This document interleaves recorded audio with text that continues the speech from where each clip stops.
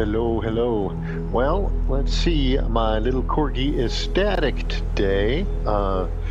Rainbow dog fart. Um, because I assume I had a memory leak and rebooted the system, and the software I was using, the freeware I was using, was just RAM resident. Uh, I don't know where, there wasn't an install path or anything, so I don't know where it is now. I forgot even what it was. I think it was maybe Brazilian Portuguese for deer or goat or something, but my sister-in-law, who is Brazilian, isn't available right now. I can't really remember what it is. It's funny. Don't Brazilians speak Portuguese? Yes and no. It's one of those where it's a dialect where when I used to work in Elton localization, we did separate translations for continental Portuguese and Brazilian Portuguese. So they are different enough, especially with certain slangs, like how in Spanish popcorn is palomitas, which just means little doves. It's the direct translation doesn't really do it justice. So for now, my little corgi is static. The music in the background, and I hope I'm not infringing on anybody's IP, is Folding Space by a channel named, I believe, State Azure, a synthesizer channel, and it's generative music. I'm playing it just kind of to advertise it. That's not, ooh, I'll use it, and that's exposure. I'll turn it off after a little bit, but this is what I was listening to, and I just kind of wanted to give that a little bit of a shout out and let people know it's State Azure. I guess I'll put that in the description. But it's a generative synthesis music, which the terms AI and generative, I think, have been commercialized to the extent where their meaning in a larger context is pretty much gone. In the popular conception, AI, people just mean, it seems to mean generative large language models, be it a visual language or or what have you. So basically, pattern recognition. Well, not even recognition, I guess. Pattern exploitation, more like word guessing, as they say, for the large language model type stuff. But this is different. They use a Eurorack modular synthesizer, and on the channel, again, State Azure Folding Space, there's quite a bit of description on there about how things are done. Now, it's a little bit more about how the equipment was put together and stuff, which is great for somebody involved in that. So I think there's kind of some levels to jump there, but it gives you an idea, and I think it would be, which is fair, just too big of a project to kind of give a tutorial on how that stuff works. That would be more than this is a performance piece, and so they just kind of laid out how they're doing that. So it wasn't their intention to be an instructional. But in short, it is generative in that you let the machine run, and it semi-composes the music. You're guiding it, but basically it's letting it run. But the guidance happens at the beginning, and Eno was kind of into this, where it's like you're sort of giving the system the rules, and then watching it unfold. So it's not lazy composition, it's more structuring the system. And with these modular systems, you can just plug them. You'll see the system on their video, and you'll see how it's just plugged in with wires. So you essentially build a not quite a neural network, but you build a network of components, and it is has some similarities to a neural network. But you build a network of systems which sort of defines its rules. It's like old analog programming. Analog computers are a type of computer, but you kind of sort of create the program by giving it the structure and some parameters, and then just let it go. And so that's the nature of the project, is to structure the system and then watch it unfold, which has a certain beauty to it, I think. Sometimes you can make little interventions, but it's letting a clockwork go. So it's not like the generative eye we think of, where I just want to, I don't want to expend effort, and I'll just type in some prompts and it will take from a body work and pattern match it and then spit that out. Like with the anime girl character, just typing in those simple prompts, it was pretty shocking how generic it came out, but it reminded me so much of all of stream tuber anime girls.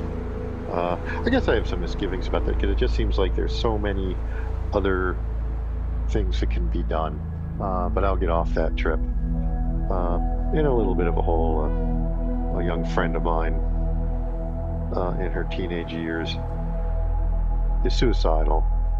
I mean, we're talking standing at the edge on a bridge suicidal. And I don't mean that figuratively. So dealing with that, how I can help with that. She's safe for now, but it's going to be a bit of a process. So I am going to take this time to clean my room, clean my space, hence the garbage pile. Sort of reminds me of, I'm always a little bit sickened when I let things get this way, and it reminds me of, if you've ever seen the movie Labyrinth with David Bowie, the Henson movie. Really good movie. But there's the women, the old kind of hags that are in the garbage pile, are sort of the garbage pile, and they're carrying their trinkets and all their garbage, their hoard, on their back, and they're bent over, and it's about hoarding. It's a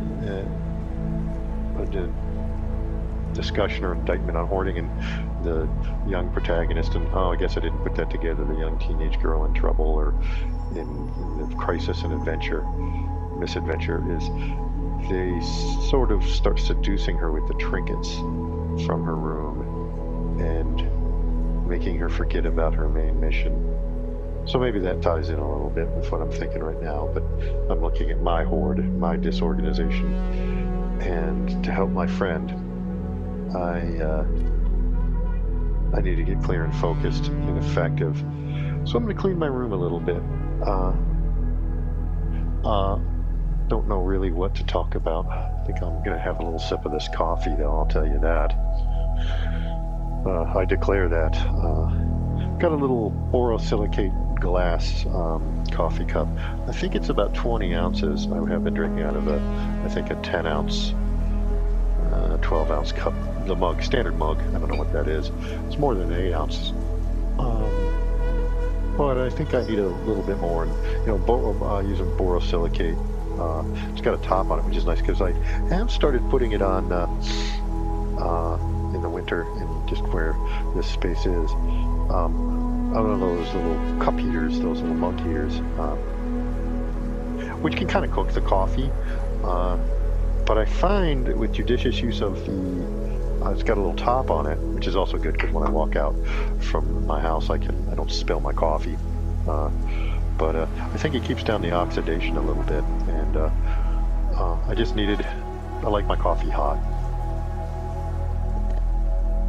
What's the old, I like my coffee like I like my men, hot, black, and bitter. Which is, I guess, better than, I like my women like I like my scotch, 16 and highly alcoholic. I like my women like I like my wine, cold and purple. But just had a little coffee. Yeah, but I'm looking at the mess that I'm faced with here. And I guess I'm facing the hoard too. Things that some of it's got to be easy, like these little plastic clips that I don't know what they go to. And I think, I really need to keep these, because I have that fear that, I'm going to throw them away and I'm going to immediately figure out what they were for. And I kind of need that, and I have to let that go. I think that's a hoarding kind of potential. It happens. I mean, when it happens, I can figure out something else. Figure out how to deal with that. Something I need or want, that's some of it. Some of it's obvious garbage, which is fairly easy to get rid of. Papers can sometimes be tough. Is this important? Excuse me, but I'm using, I'm using the floor. I want my floor clean. I don't want that to be storage space. Sorry, just reading a piece of paper to see if it needs anything at all. That's some records. I'm going to put that out here and take care of that. I'll put it with some extra papers. I know where to file that. And some of it's broken aspirations. Things that maybe I was going to do, I thought I was equipping myself to do, and I'll never use. And, there's the sunk cost fallacy. I can sell some of it, I can sell. Certainly some of it isn't worth it. Nobody really wants it, or it's just too small. And, but I feel guilt about wasting, which is the strange thing, because I've got the garbage pile up there with the corgi on top, and there, to some extent, I'll be contributing to that garbage pile. So that always makes me feel bad. I try not to do that, but I'm part of the world, and sometimes I can't control that part. Yeah. So sorry, in a bit of a mood, I suppose.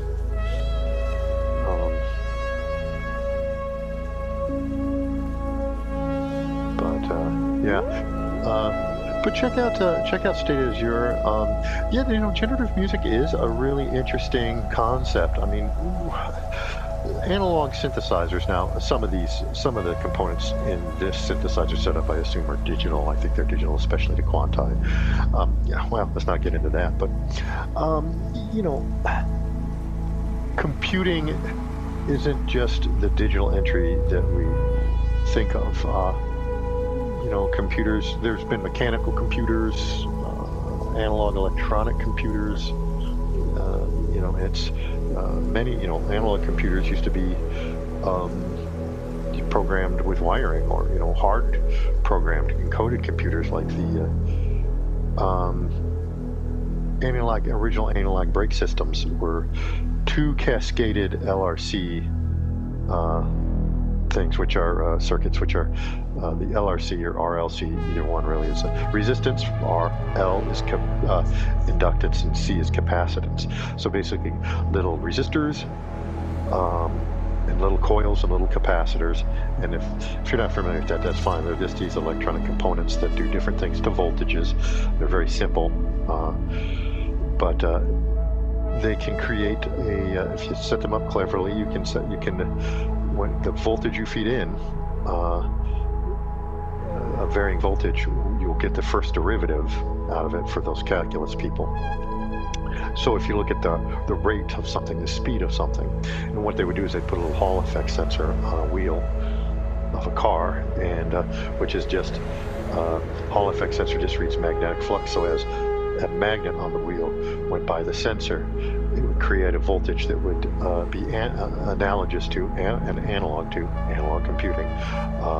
Basically, the voltage would be an analog to the speed of the wheel, the speed of the rotation of the wheel, the RPM of the wheel.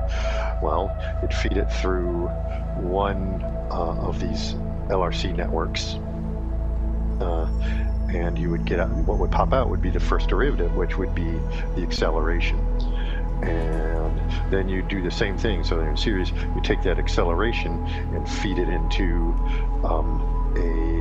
another one of the circuits, and you get the change of acceleration. And it turns out that that's really what the engineers were looking for. That's how you could tell when a wheel was about to lock up. And when the change of acceleration, so the end of that second LRC circuit would get past a certain level, you would know to trigger a valve to release the brakes for momentarily, to let off the binders a little bit, so that it would not lock up the wheel. And that's how that worked. And those are analog computers. There's all, even mechanical computers. there's a really good video. I don't know if I can find it. I guess I've got some other fish to fry. But the Balter and the B-17 bomber back in World War II and whatnot had a mechanical targeting computer in it, because you would have to take into account things like the relative, depending on which way you were rotated, were you pointing towards the front of the airplane, in which case anything coming kind of straight at you didn't have to make up for the sideways motion, but then as you rotated the other way you did. And so they had a mechanical computer that would compensate for all that, was aware just your gears and whatnot of these parameters, and would adjust for that, so you could put the crosshairs on something and shoot it. Otherwise, it's just things were zinging by so fast. A brilliant piece of technology. Old bomb sights during World War II, the calculations for that, so you could drop the bomb accurately. Those were analog computers, and even mechanical computers. I can't do all the scales, but my dad was an engineer, and as a little kid, I learned to use a slide rule. I'm not great at it, and I'd have to practice again. But slide rules are mechanical calculators. If you've never seen a slide rule, it's a stick, kind of like a wide ruler, but in the middle, it slides, and there's scales, like a measuring tape, scales of different kinds on the slidey part and on the static part on both ends of the slider, and you match up different for your numbers. You would match up different parts of the scales, and then you could read on another scale the answer. So that was innate. That's how you used to do calculations. I'm kind of going nowhere with that, but really fascinating stuff. So we say, it's a funny thing, you ask a little kid these days what a computer is, and they're like, it's a box with the buttons. It's basically with a screen on it, and what a computer is, a computation device. And it shows you YouTube. I think the idea of a computer as a computation device is one of those that, I don't say it's lost, but people have gotten so used to one modality that's what they see a computer as, even though it is fundamental. It's a calculation machine. Computer computes, which we used to call people computers, when it would in aerospace and stuff would sit down and have to run the math, before you had enough hardware to do it, enough automatic hardware to do it. Same thing with technology. Here, kids are into technology, or this and that about technology. I work in tech. Which always sort of annoys me. What kind of tech? Materials science tech? Material tech, biotech, computer technology, digital computer technology is just one kind of technology. If you look at the patent classification system, there's something like 250,000 different technologies. I always like to say controlled fire and pottery are technologies, because they're some of the fundamental technologies. Maybe pottery, controlled fire, textiles, all of those are technologies. But we've learned that just technology just means computers, which just means electronic calculations. So it's become kind of a mess, like my room. And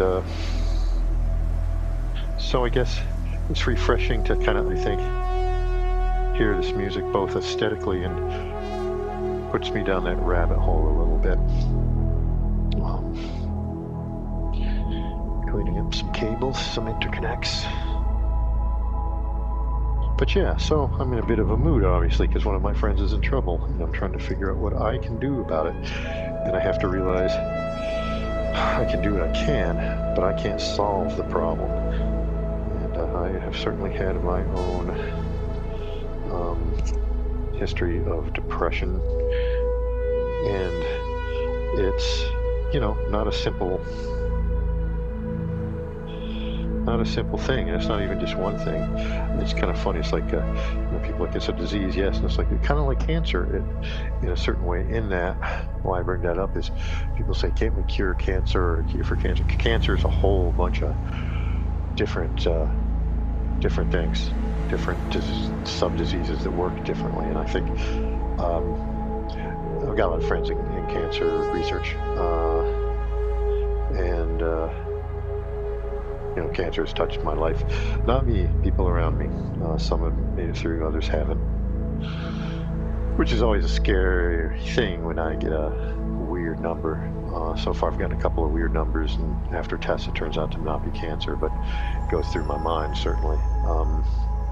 But cancer isn't just one thing, and I think depression or suicidality has that as well. It's not one, there's not just one face of it, and it's not a simple, here's the problem, what is the solution? Sometimes it's identifying the problem, and I think there's a big feedback loop, especially between the brain and the mind, which are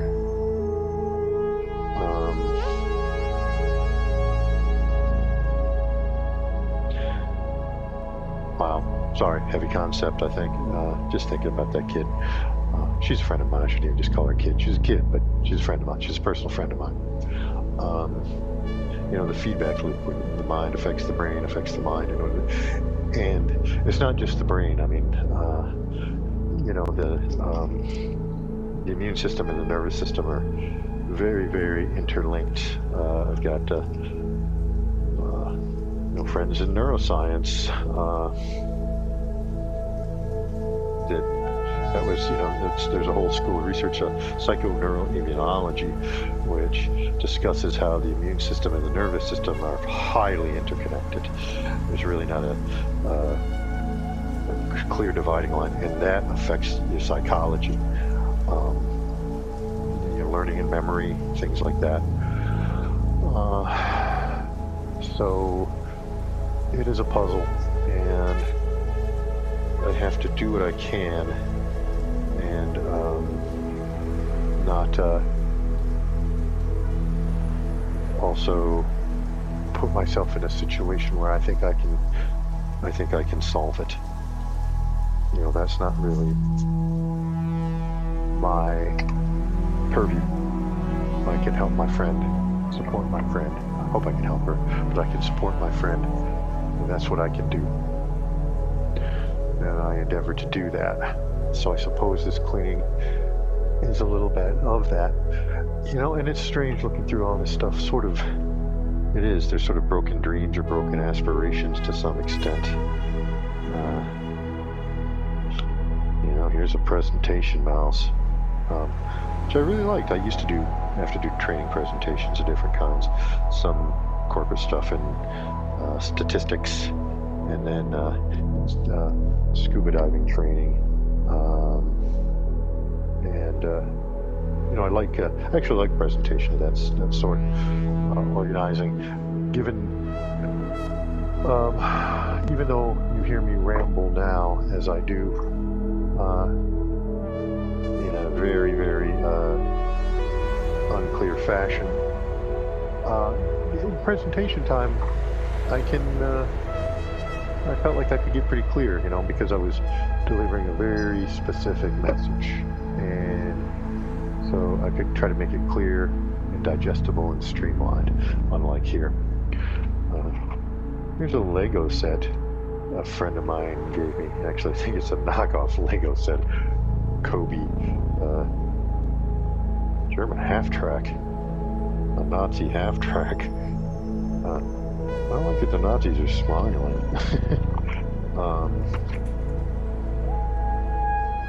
Printed in the EU. Oh boy. But I'm not a Lego collector. I think I'll get this to somebody who will enjoy it. That friend's my age. He's in his 50s. I get that to someone who will enjoy it. You know, and it's that weird thing about a gift where it was given to me, so I have to keep it. And the thing is, I don't think I talk to him almost daily, even though he doesn't to live near one another. I think he gave it to me because he used it, enjoyed it, and thought it'd be fun for me to play with it. And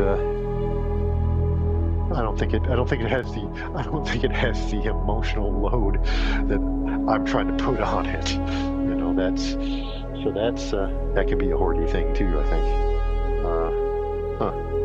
Here is a case for a device that doesn't have the device in it. So I guess I don't need it. Take out the headphones that are in there.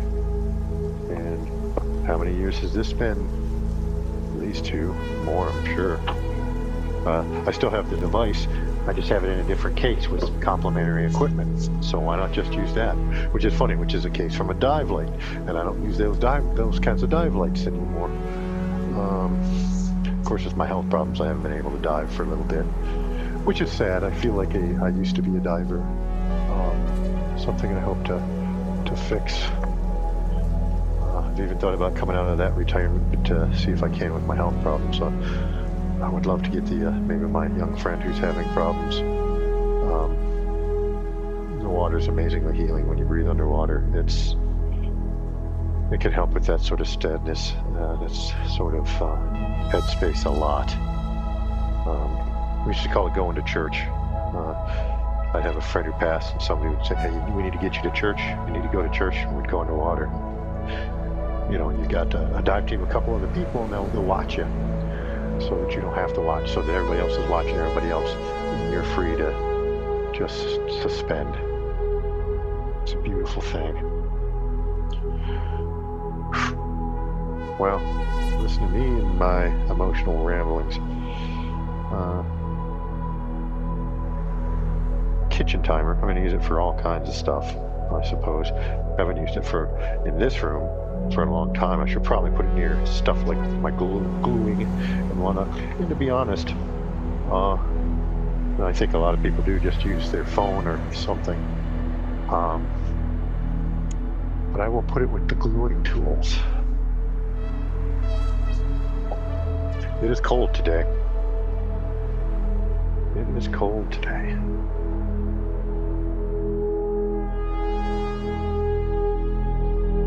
Turn on the shop heater. Man, I remember as a kid, popular mechanics and popular science and what the future would look like. And the things I would do, you know, and I look at now and I feel lazy, but I think I just got to give myself a break with the fatigue, you know, and the health problems. But I got all the resources and equipment to live that kind of dream. Well, mostly. I mean, there's like the future house. You know, the funny thing about the future house is it's always was like below grade, like half underground. I actually had a bedroom in a below grade once in a house. That was really nice.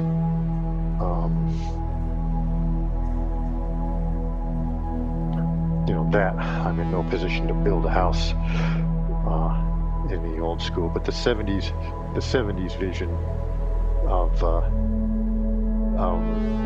how houses, you know, new ways to build houses and stuff were kind of interesting. And I guess, you know, as a child of the 70s and 80s, I can dig the aesthetic, chrome track lights and not necessarily shag carpeting, but rough pine, and you know, it wasn't all, you know, the future silver jumpsuits and kind of feel. You know, it was popular mechanics and popular electronics, also, you know, stuff you can build out of plywood. And there was a lot of neat stuff. It was a different aesthetic. There was a certain amount of organics to the 70s aesthetics, and carrying that through. But maybe I can carry that aesthetic forward. Not, certain of the interpretations, of course, aren't going to be literal, but maybe I can look at the dream of when I was 9 and putting a little centennial, and carry that forward. I haven't for years, and I feel like I have, or never was, a has been with that aspect of moving the world forward with dreams of the future. Just put on a little, one of those little ultrasonic atomizers for scented oils. I use kind of a mix that people like.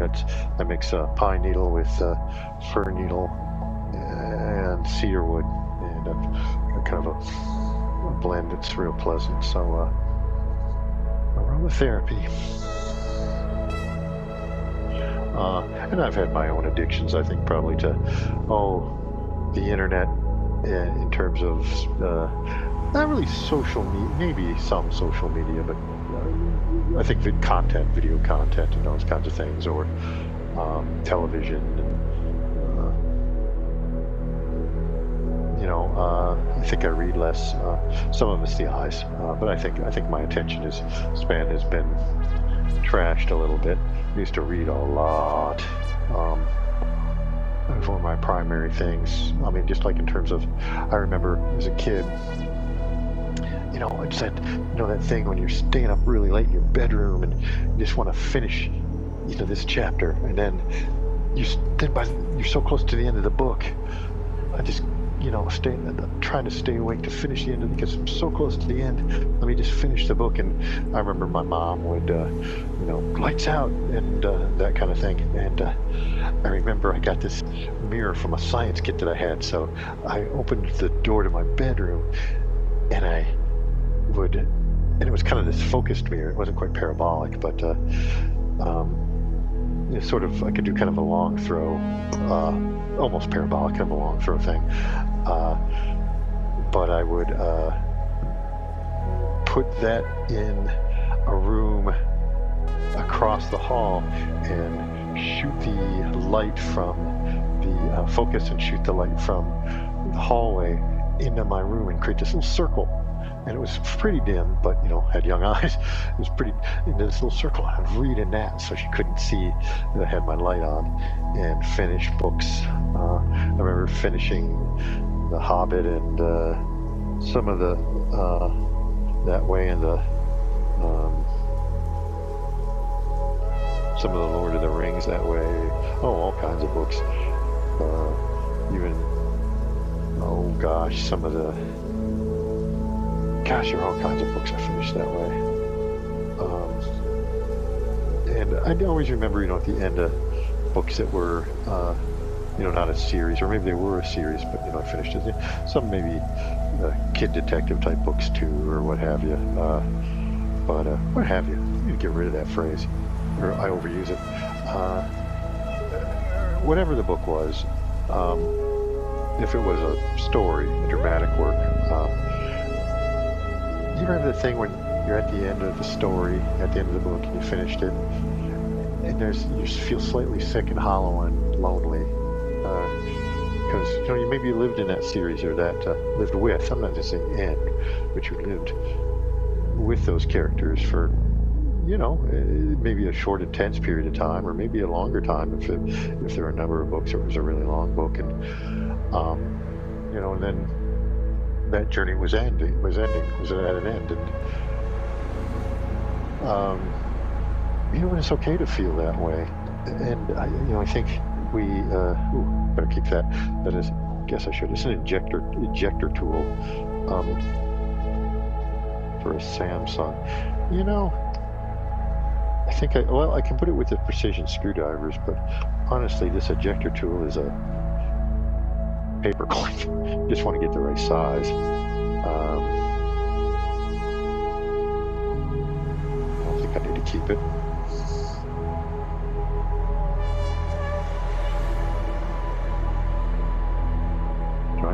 Yeah, see, this is, look at, and really, it's a little bent paperclip thingy.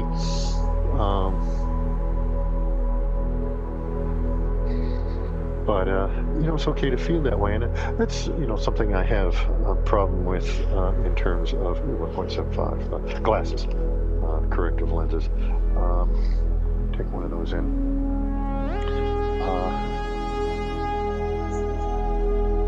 I think these days you hear about authors complain that even publishers are only looking for a series, and I think it's somewhat just because of the motive of if we're going to spend our risk and our time developing a property, we want it to pay off. We want more payoff than just a single good book, and so it's all got to go to series, and it's okay for the story to end.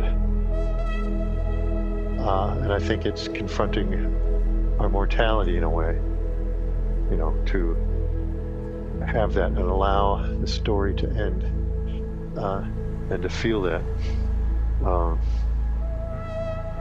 melancholy. Yeah, it's a type of pain, I suppose, but to feel that melancholy, to feel that loneliness. I wonder what this is a template for. I have no idea. It's a drilling template. Well, since I have no idea for it, why would I keep it? It's just a piece of paper with some targets on it.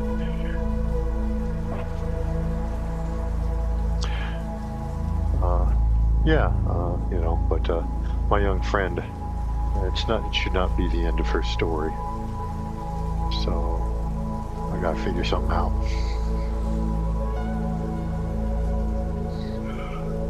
Excuse me, sorry, didn't mean to lose control there. Whew. Wow. Things I can do. I think cleaning up, I'll be able to actually use some of this. Right now, some of this stuff is so unusable because of the mess. I don't know where it is when I want it. This is ridiculous.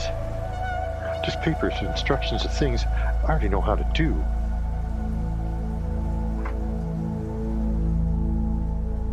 A receipt.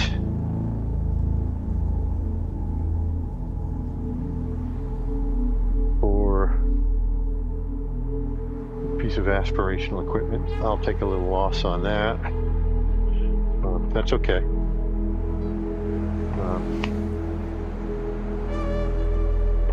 I guess I'll put this stuff together. A dive log. It's not mine, it's a student log.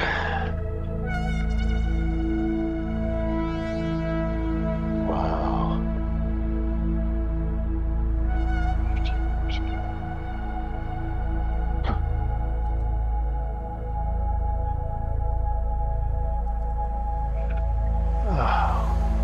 Anyway.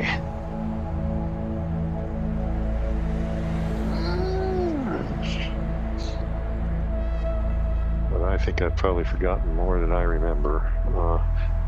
That's not true.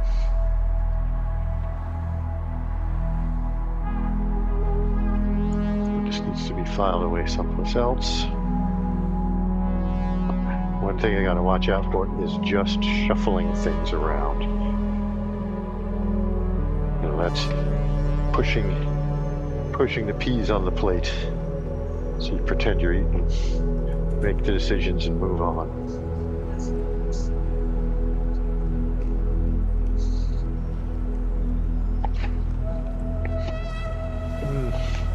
I'm gonna roll a duct tape that's like, what is that, an inch, half inch? There used to be these small rolls of duct tape, which I really like.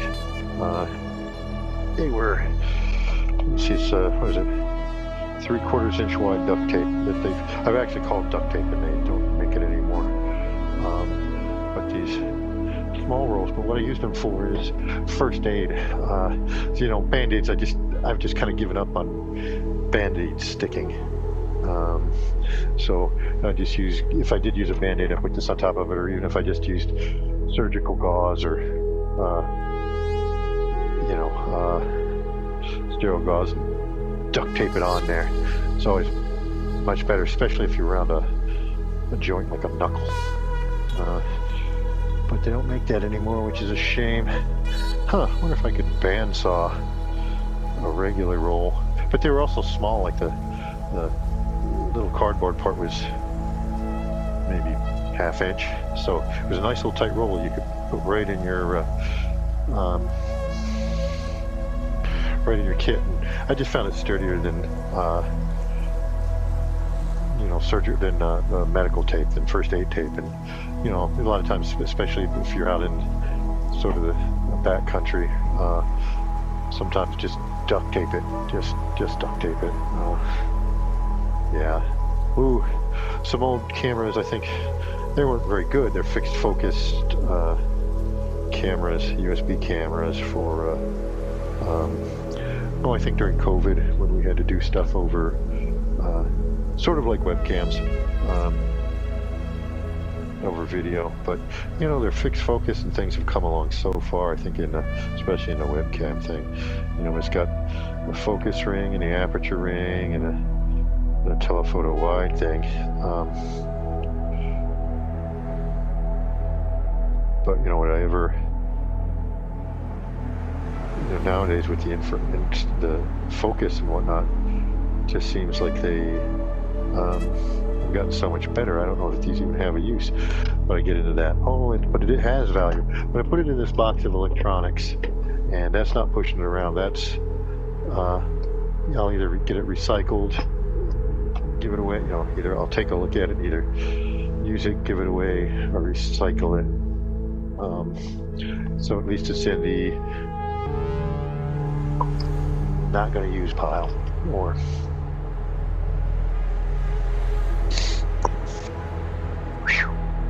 boy, broken dreams.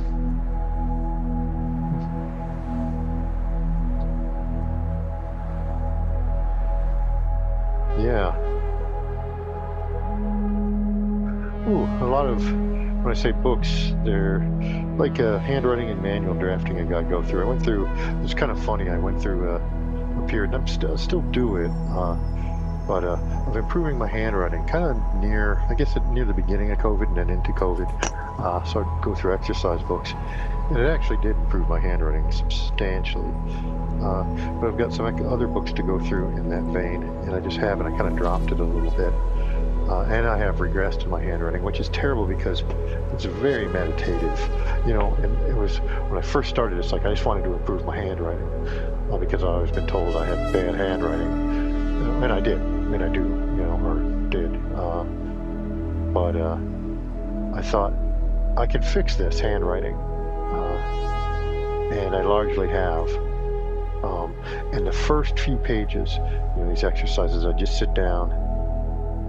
And I remember even that first day, and it was painful, that first day of just doing, I was going to do a page of just doing my letters. And it isn't all just repetition of the letter over and over. At the very, very, very, very, very beginning, maybe it is. But the systems I've used actually don't want you to do just letters over and over. And so they may have like one line of letters just to kind of get you used to that, and then one line of the next letter. And then, get into working them in. But that first page of handwriting practice was torture, probably 15 minutes. And it used to be kind of that old punishment about doing lines. Not that kind of doing lines, you filthy bastards. But handwriting, like doing, pages and pages of handwriting as a punishment, which I don't think I ever had to do. I don't remember. That's kind of this old school, like rulers across the knuckle type punishment. I don't ever recall me actually doing it, but it's become part of the cultural fabric. I think it used to be used, but I can kind of resonate with it. And the first day was really bad. It got easier, and then it got meditative and kind of addictive, and became not addictive. It just became a part of my day I looked forward to, and a type of mindfulness. And I don't really know why I stopped. And it's not a dead stop, but just take those 15 to 20 minutes a day and just do that. And it's a very simple, finite task, and concentrate on it.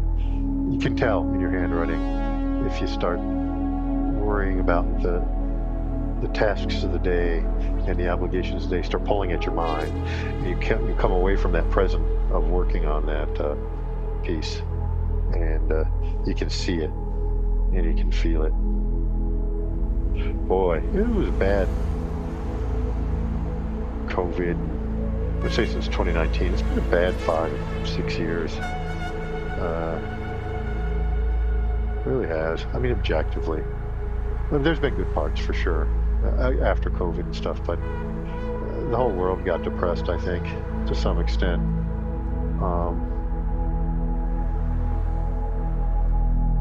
Yeah, I certainly did.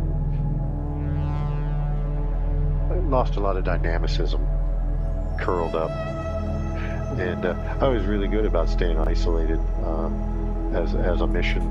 Probably too good. I could be very. I mean, that's the thing with mission. I can focus if it's a mission, especially if it's a mission for someone else's safety. I can make that sacrifice. I got no problem with that. But kind of like my autoimmune, I forgot to shut it down when the mission was over. I've been diagnosed with PTSD before, and it's kind of what PTSD is. I think it's a maladaptation in that your system tunes to survival in a bad situation, man, and you do, and your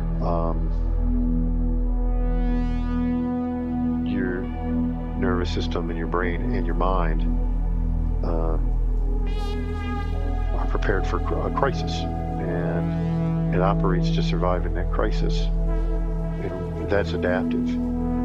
But then when the context changes and that war is over, well, I'm not talking about military war, that's not, but when that crisis is over and you're still adapted to that type of survival system,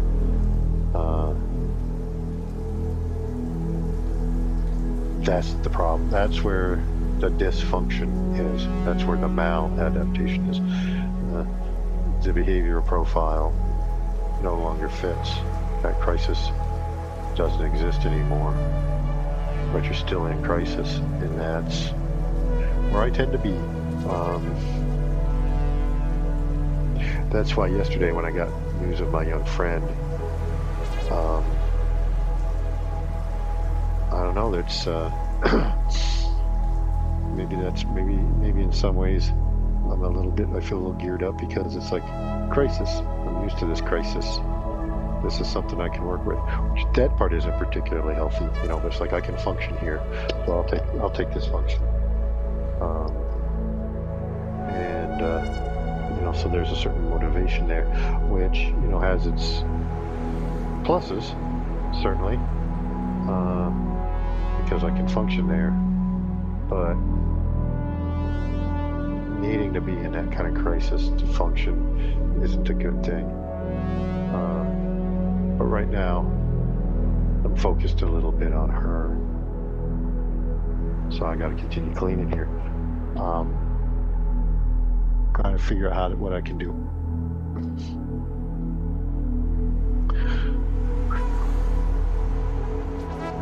Man, cleaning's tough. Paul is Dr. Robin Zazio. I knew somebody that actually worked, video editor, professional video editor, that worked on a couple of episodes of Hoarders, and they stopped. They said it's too hard, because at least from the raw footage, it's like, it's kind of set up like a 4-act structure often, with a redemption like this. I mean, your storytelling, I don't mean as a fiction, but your storytelling, you're telling this story, the tale of the hoarder.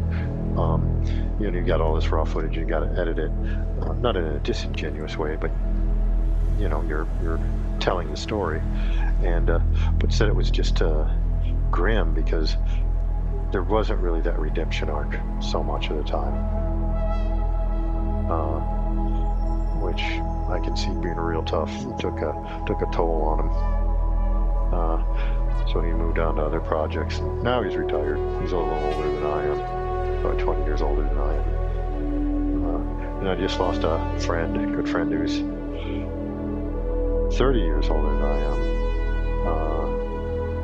Dedicated cyclist, was a cycling coach, but he was riding his bike. He was training for, I think I even talked about this earlier, for a double century ride. It was, I think he was going to do it over 2 days, though I think he could do it in a single day.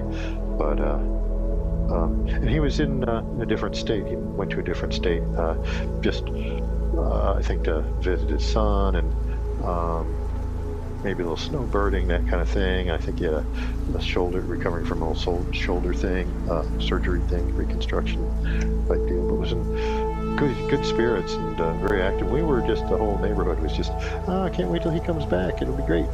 And then, we sent out the invitation for him to come to our Halloween party, and it was the Christmas party, and he didn't attend, and we're like, oh, I guess he's still at the away out of town. And then our neighbors who lived next to him wrote us, and it's like, his son called me. He died on December 2nd, so it was about a month. I think we found out on January 2nd. He passed away. Really great guy. My first friend in this neighborhood moved here about 5 years ago. Yeah, he was kind of a Kramer type character. He'd just show up. He was a weird dude. I remember he would always say, was at my age, a life sentence is no longer a deterrent. But he was kind of like that Kramer character, just kind of show up and make stuff happen, and we're trying to carry that forward. We play on Thursdays. We're playing, which is today. We play board games. We usually have dinner. Right now, I'm on green juice, trying to get my inflammation under control. But we play like a heavier duty one. And we're going through Pandemic Legacy Season 1, which I've played before, but I used to be a dungeon master, so I can play it with the spoilers. That's okay. But it's pretty intense. But we do those kinds of things to just keep things rolling in the neighborhood. Ooh, that coffee's hot. It's kind of funny. My little heater. It was a little review copy of this little coffee heater, and speaking of paperwork, I've thrown away the instructions because it's a coffee heater, and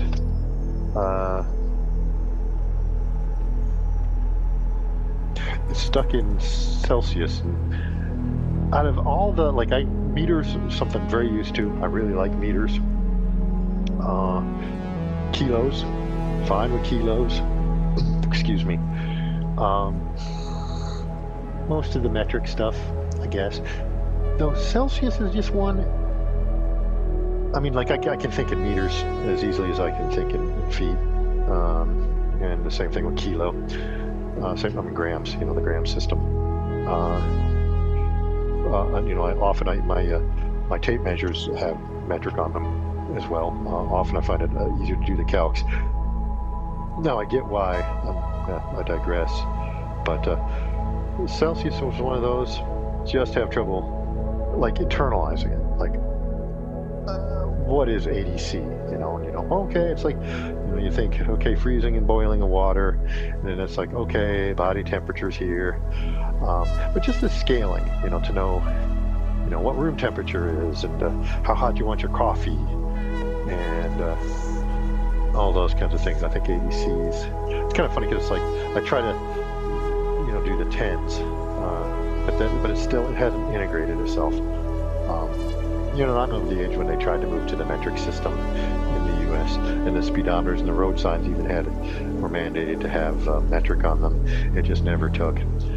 I get with my tape measure. The thing about some of these measurements is they're easy to have without tools. And some of the old measurements, the foot was a foot. An inch is basically the width of your thumb-ish. A cubit is your forearm. Of course, everybody has different forearms. A mile was 1,000 steps, but the Romans were were shorter than I am. So I do have, if I stretch correctly, it's nice because we do spend time in a marine environment on boats and stuff. We'll get our crabs meat out of the ocean a lot, and I have I know where my fathom is. I have what a fathom really is when you're drawing a line, if you stretch out all the way, like your arms, so you grab up, you're pulling up the line and you're holding the line kind of to guide it in one hand, and you're pulling with the other hand, and when you stretch out all the way, kind of full spread eagle wingspan, at my size, but it's a good stretch. A full good stretch. That's a 6 feet. That's a fathom, and that's how fathoms were. I think the Vikings originally started that, and they're fairly big dudes. So I have a perfect fathom, and charts, maritime charts are still in fathoms. Still use fathoms. So I've got that. So there's certain things that are toolless measurements. So I get it, but boy, sometimes when I need to do a precision cut on some piece of wood or anything like that, and all those little tick marks, and again, that's the halving of the inch, half inch, quarter inch, eighth inch, all that. That's halving, because you can have things easily without tools. But when you're trying to do a linear measurement, it's like, which one of them? It's like, what's the scale on this ruler? Is this ruler going down to 16ths, or eighths, or what is it? And all the lines are kind of similar, but at different heights, and it gets to be a mess. So sometimes it's just nice to be like right there. I need this to be 136 centimeters, and so I get it. That part's nice. But yeah, Celsius, I don't get. Man, here's a guitar amp that I actually really quite like, but I use other equipment for acoustic guitar. It's a motion sound. It actually has a spinning speaker in it. I wonder if my young friend, she played guitar and dropped it, but I'll tell you, guitar for a depressed kid is it's a thing. Sometimes I think anybody who's been through that period of life might remember, you kind of slump down in a chair with your guitar kind of noodling. You're not even, but it's kind of that thing, you get in that real bad form where you're slumped in a chair and the strings are sort of facing you in your lap, and you're all in this weird contorted position. But you pluck in the strings, just trying to find something. Find your way back out of a very gray, empty place. So maybe she could use that.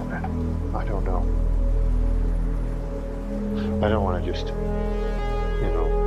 shower her and create more noise in her head, which, and I think there's a lot of adults that help, panic and how do we fix this?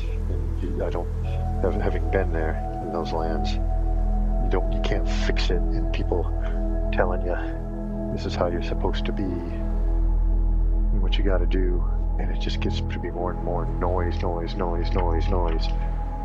don't think that's going to fix things. And it's not even being fixed. It's, the idea that you're broken, I think is part of it. I'm not broken. I'm not, because broken starts becoming invalid, invalid. Now no longer, where people get scared, don't think that way, don't feel that way. It's like your feelings aren't valid, your thoughts aren't valid. And I don't think that's a great approach, honestly.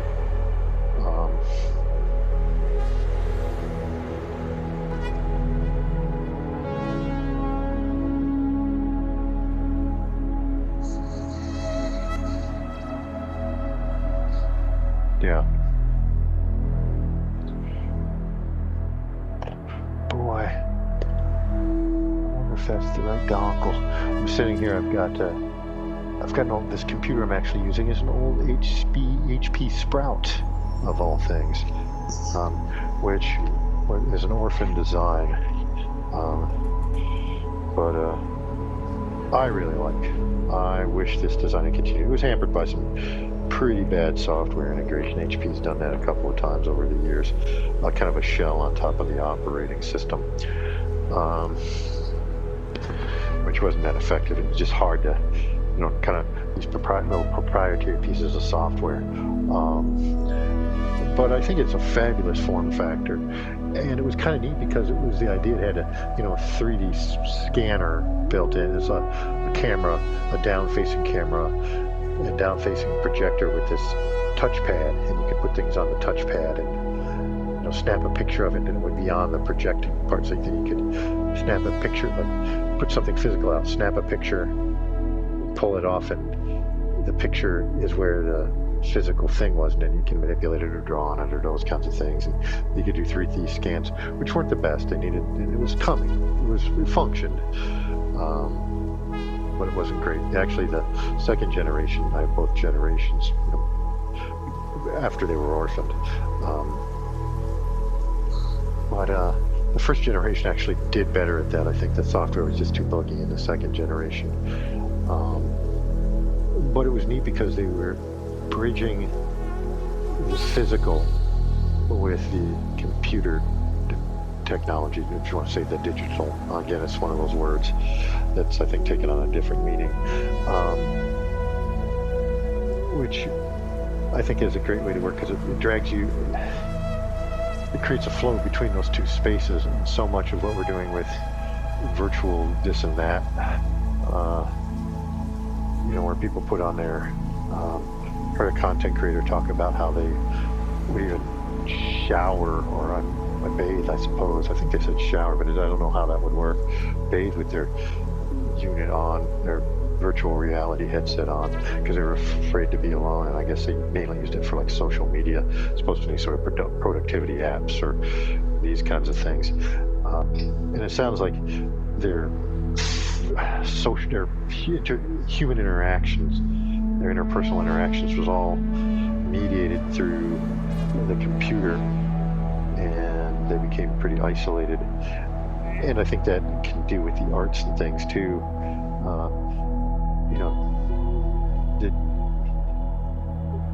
You become sort of divorced from the physical, and the two worlds become separate. And my friend actually was talking about, who's gave me the Legos. We're discussing a little bit. It wasn't particularly that. I think it was talking about my young friend in trouble, and how it was like computers are supposed to help you do the real world stuff. They're supposed to support that. You've got to do the calculations or create a piece of media or whatever it is.